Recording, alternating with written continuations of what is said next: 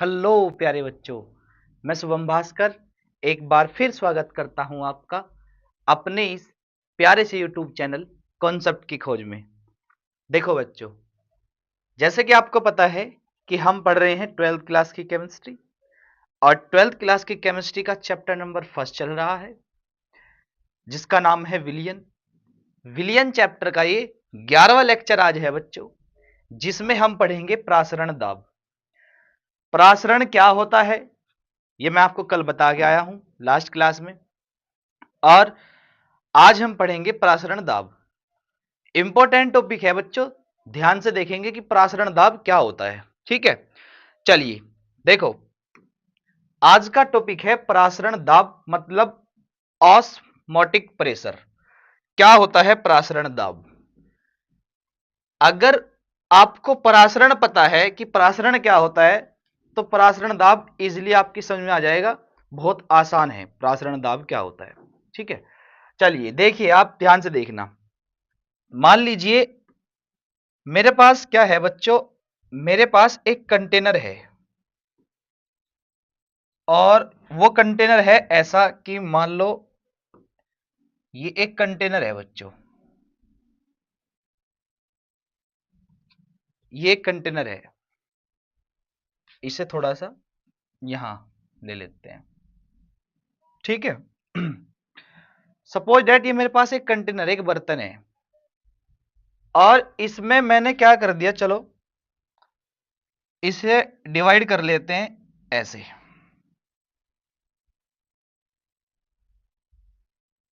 ठीक है जी, इसके दो पार्ट कर दिए। ठीक है बच्चों, हमने क्या करा, एक कंटेनर ले लिया, उसके दो पार्ट कर दिए, और ये जो बीच में मैंने लगाई ना बच्चों, आप ये कहो कि बीच में सर आपने जो लगाई, हमें पता है कि आप उसे कहने हैं, आप उसे कहने वाले हैं अर्धपारगम्य झिल्ली, क्योंकि बीच में हमने क्या लगा दी, अर्धपारगम्य झिल्ली। और इधर हमने क्या कर दिया, इधर हमने लगा दिया या इधर हमने ले लिया क्या, तनु विलयन।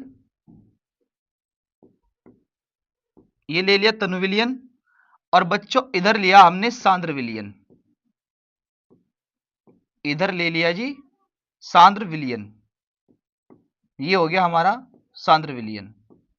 ठीक बात, ठीक बात। मतलब आप ये कह सकते हैं कि तनु विलयन को सांद्र विलयन से अर्धपारगम्य झिल्ली द्वारा क्या कर दिया, पृथक कर दिया, अलग कर दिया। ठीक है, बिल्कुल कर दिया।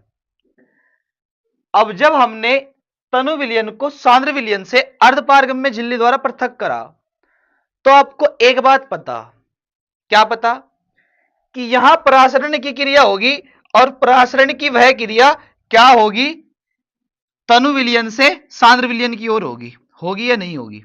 बिल्कुल होगी, क्योंकि यह बात मैं आपको बता के आया कि भाई ऐसे चलेगा परासरण, ऐसे। आ रही बात में क्या, कि जब हमने तनु विलयन सांद्र विलयन को क्या करा, अर्धपारगम्य झिल्ली द्वारा पृथक करा, तो क्या होगा, परासरण की क्रिया तनु विलयन से सांद्र विलयन की ओर होगी, क्योंकि यह बात मैंने आपको कल बताई थी, है ना, बताई थी ना। तो परासरण की क्रिया होगी ऐसे। ठीक बात सर, इतनी बात हमें पता। मैं आपको कह रहा कि अगर हम क्या करें, हम क्या करें, इस परासरण की क्रिया को हम रोकना चाहें, क्या करें, हम इस परासरण की क्रिया को रोकना चाहें, तो हमें क्या करना पड़ेगा, सांद्र विलयन पर दाब लगाना पड़ेगा। इधर पिस्टन लेके, पिस्टन लगा के सांद्र विलयन पर दाब लगाना पड़ेगा यहां। ठीक है, और इस परासरण की क्रिया को रोकने के लिए यहां जितना ज्यादा दाब लगाया जाएगा, जितना दाब लगाया जाएगा, उस दाब को ही हम क्या कहेंगे, परासरण दाब कहेंगे। क्या कहेंगे, परासरण दाब कहेंगे। देखो ध्यान सुनना, मैंने क्या कहा, मैंने कहा कि जब तनु विलयन और सांद्र विलयन को अर्धपारगम्य झिल्ली द्वारा पृथक किया जाता है तो परासरण की क्रिया तनु विलयन से सांद्र विलयन की ओर होने लगती है। इस परासरण की क्रिया को रोकने के लिए सांद्र विलयन पर जितना दाब लगाया जाता है उस दाब को परासरण दाब कहते हैं। आ रही बात समझ में? उस दाब को क्या कहते हैं? परासरण दाब कहते हैं। मतलब तनु विलयन से सांद्र विलयन की ओर परासरण की क्रिया होगी, सांद्र विलयन पर परासरण दाब को रोकने के लिए दाब लगाया जाएगा, परासरण को रोकने के लिए दाब लगाया जाएगा, और जितना दाब लगाया जाएगा उसे क्या कह देंगे? परासरण दाब कह देंगे। उसे क्या कह देंगे बच्चों? परासरण दाब कह देंगे। देखो मैं लिखता हूं, आप मेरे साथ साथ समझना।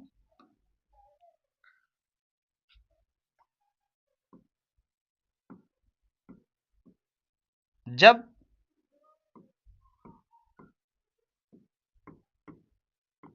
तनु विलयन व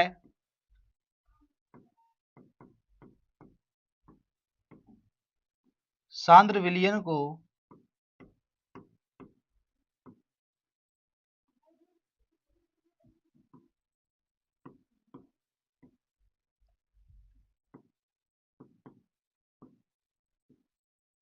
अर्धपारगम्य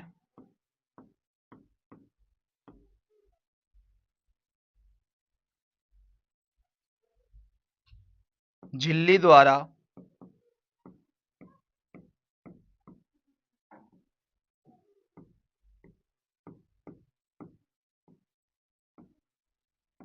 पृथक किया जाता है,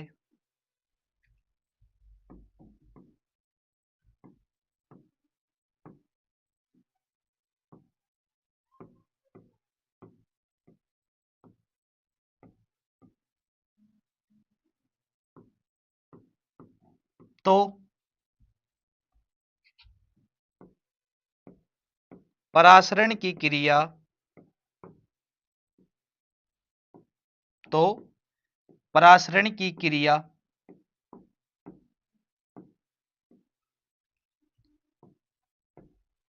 तनु विलयन से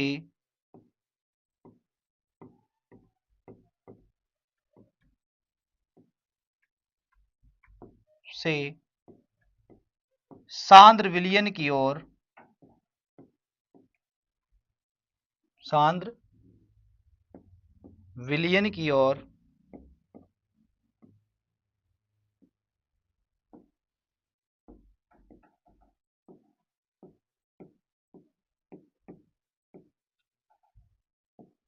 होने लगती है की ओर होने लगती है,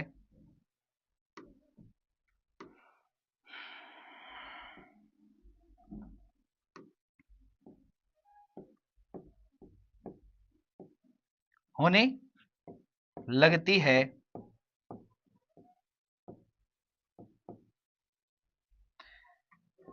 इस परासरण की क्रिया को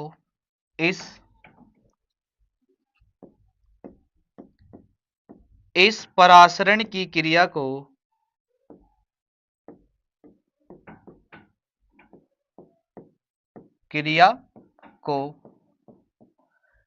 रोकने के लिए सांद्र विलयन पर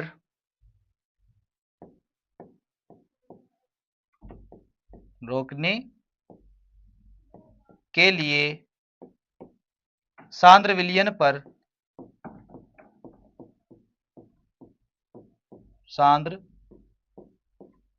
विलयन पर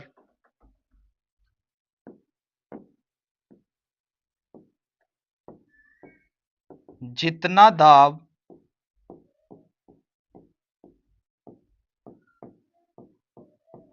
लगाया जाता है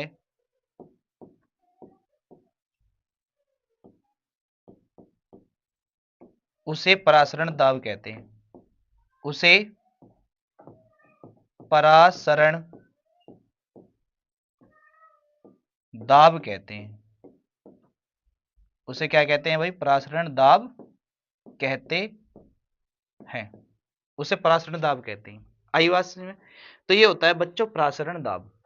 मतलब क्या कि जब तनु विलयन और सांद्र विलयन को अर्धपारगम्य झिल्ली द्वारा अलग किया जाता है तो परासरण की क्रिया तनु विलयन से सांद्र विलयन की ओर होने लगती है। इस परासरण की क्रिया को रोकने के लिए सांद्र विलयन पर जितना दाब लगाया जाता है उसे क्या कहते हैं? प्रासरण दाब कहते हैं। उसे क्या कहते हैं बच्चों? प्रासरण दाब कहते हैं। ठीक बात, चलिए आगे देखते हैं। उसके बाद प्रासरण दाब के नियम, अगर वो आपने नोट नहीं करा तो आप नोट कर सकते हैं, स्क्रीनशॉट ले लो या पॉज करके लिख लीजिए। ठीक है, चलिए उसके बाद प्रासरण दाब, देखो प्रासरण दाब के ना कुछ नियम हैं। ठीक, वांट आपने कुछ सिद्धांत दिए थे, कुछ नियम दिए थे, जैसे क्या? वान ठाप का सिद्धांत। ठीक, तो वान ठाप ने सिद्धांत दिया था एक तनु विलयनों के लिए। क्या दिया था? एक सिद्धांत दिया था तनु विलयनों के लिए। तनु विलयन का मतलब पतले विलयन के लिए। क्या कहा था उसने?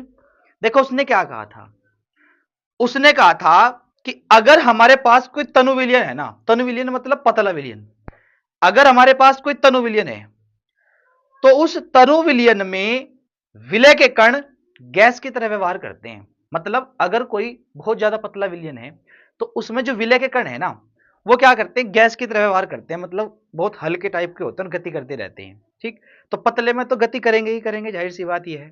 तो क्या कहा उसने? मतलब उसने एक वन टॉप सिद्धांत दिया, तनु विलयनों का सिद्धांत, और उसने उसमें क्या कहा कि किसी तनु विलयन में जो विलय के कण होते हैं वो किसकी तरह व्यवहार करते हैं? गैस की तरह व्यवहार करते हैं। किसकी तरह व्यवहार करते हैं? गैस की तरह व्यवहार करते हैं। आगे बात समझ में? ठीक है, चलिए पहला नियम देखते हैं। पहला नियम, देखो पहला नियम क्या है? पहला नियम यह है बच्चों, बॉयल वान ठाप नियम। बॉयल वान ठाप नियम में क्या कहा उसने?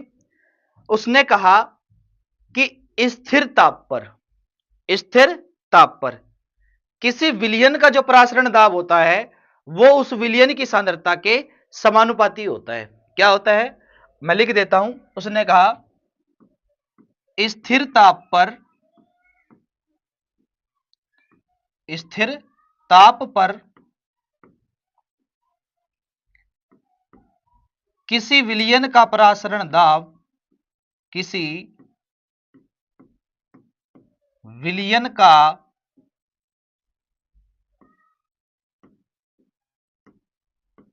परासरण दाब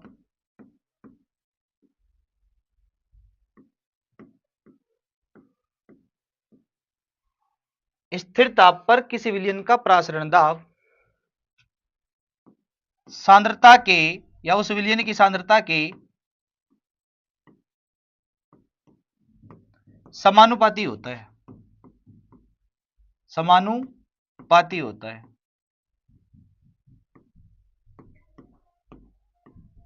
समानुपाती होता है कैसे? कि P डायरेक्टली प्रोपोर्शनल है किसके? C के। भाई ताप स्थिर है और प्रेशर जो है वो कंसंट्रेशन के, C मतलब कंसंट्रेशन, कंसंट्रेशन मतलब सांद्रता, उस सांद्रता के क्या है? समानुपाती है।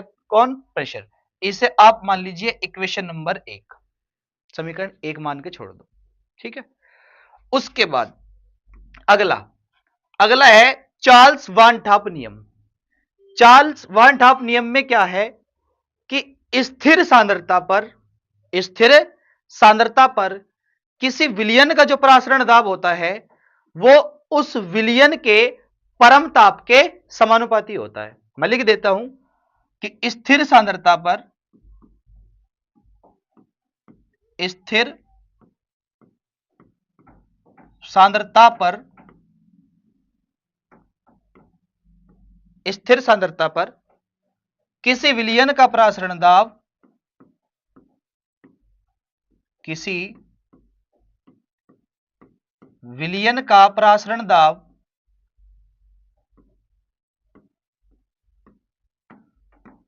किसी विलयन का परासरण दाब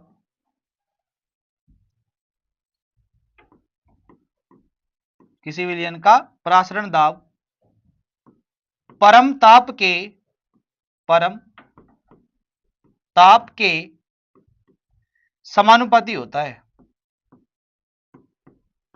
परम ताप के समानुपाती होता है।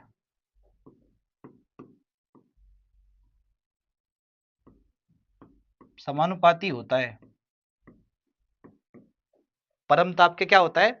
समानुपाती होता है। मतलब क्या है कि P डायरेक्टली प्रोपोर्शनल है किसके, T के। इसे इक्वेशन नंबर 2 मान के छोड़ दो भाई। स्थिर सांद्रता पर किसी विलयन का प्रासरण दाब उस विलयन के परमताप के क्या होता है, समानुपाती होता है। तो P डायरेक्टली प्रोपोर्शनल है किसके, T के। T मतलब परमताप पर P मतलब प्रासरण दाब। ठीक है, ठीक है। उसके बाद सामान्य विलयन समीकरण। देखो अभी जो हमने दो नियम थे ये, अगर मैं यहां लिखूं कि दोनों नियमों को या समीकरणों कह दो, दोनों नियमों को संयुक्त करने पर मतलब मिलाने पर, संयुक्त करने पर,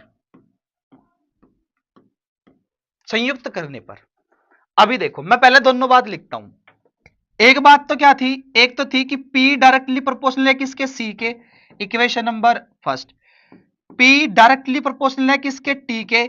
इक्वेशन नंबर 2। तो ये दोनों बात थी। अगर मैं इन दोनों को मिला दूं तो देखियो ऐसा ही होगा क्या, P डायरेक्टली प्रोपोर्शनल में ऐसे नहीं लिख सकता, CT भाई। P समानुपाती है किसके, C के भी है, और P समानुपाती किसके, T के भी है। तो मैं ऐसे लिख दूं P समानुपाती CT। आ रही बात समझ। तो P समानुपाती जब CT है, अब देखो अगर मैं कहूं कि मैं समानुपाती का चिन्ह हटाता हूं, तो समानुपाती का चिन्ह हटाऊंगा तो एक कांस्टेंट आएगा, बिल्कुल आएगा। चलिए कांस्टेंट आएगा R, P is equals to, मैं उसे लिखूंगा CRT। कांस्टेंट आया R, इनटू में है तो मैंने कहीं भी लिख दो उसे, ठीक। तो P is equals to CRT। अब देखो ये C क्या है, C है कंसंट्रेशन मतलब सांद्रता। सांद्रता कह दो चाहे मोलरता कह दो, और वो किस में होती है, वो होती है मोल पर लीटर में। मोल पर लीटर, ऊपर मोल और नीचे लीटर, लीटर मतलब वॉल्यूम, ठीक। तो सांद्रता होती है मोल पर लीटर में, और मोल पर लीटर को किससे रिप्रेजेंट किया जाता है, एन बटे वी से, एन बटे वी से। तो इसलिए मैं सी के स्थान पर क्या लिखूंगा, P is equals to C के स्थान पर एन बटे वी, और ये R T as it is, ठीक। और फिर उसके बाद देखो इस v को यहां लेकर जाऊं p के साथ, तो क्या हो जाएगा, pv is equals to N R T, और pv is equals to N R T को आइडियल गैस इक्वेशन भी आप कहते हैं। मतलब ये हमारी आदर्श गैस समीकरण भी होती है ना बच्चों। इससे हमें बहुत सारे न्यूमेरिकल करने हैं। तो ये था बच्चों हमारा प्रासरण दाब और प्रासरण दाब के कुछ नियम, ठीक है। आई होप आपको समझ में आए होंगे बच्चों। तो बच्चों आज के लिए इतना ही काफी, फिर मिलेंगे नेक्स्ट लेक्चर में नेक्स्ट इंपोर्टेंट टॉपिक के साथ। बस जैसा मैं आपको कहता हूं कि आपको क्या करना है, लगातार बने रहना है, एक एक लेक्चर को देखना है, सीक्वेंस में पढ़ना है, तभी आपकी समझ में आएगा, नहीं तो ऐसे समझ में नहीं आएगा। ठीक है बच्चों, आज के लिए इतना ही काफी, फिर मिलेंगे।